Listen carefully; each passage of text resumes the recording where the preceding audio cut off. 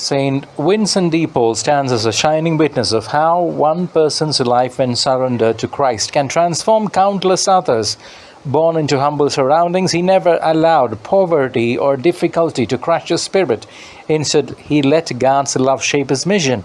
He saw Christ in the faces of the poor, the abandoned and the forgotten. For him, serving the least was not just charity, it was worship.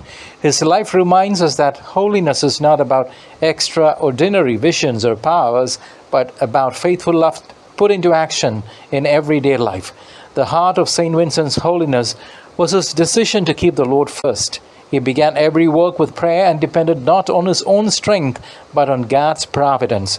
His compassion was always rooted in faith.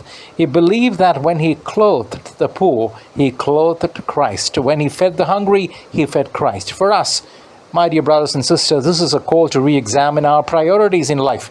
Do we live with God at the center, or do we let the worries of success, wealth, and recognition distract us?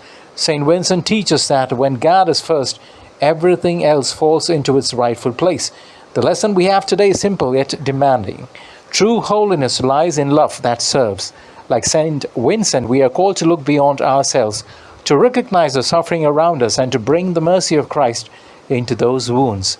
We may not all be founders of charities or leaders of great missions, but we can all be instruments of God's kindness in our homes, workplaces, and communities. Let us ask the Lord for the grace to live as St. Vincent did, with a heart full of compassion, a life anchored in prayer, and actions that proclaim Christ's love in every small and great deed.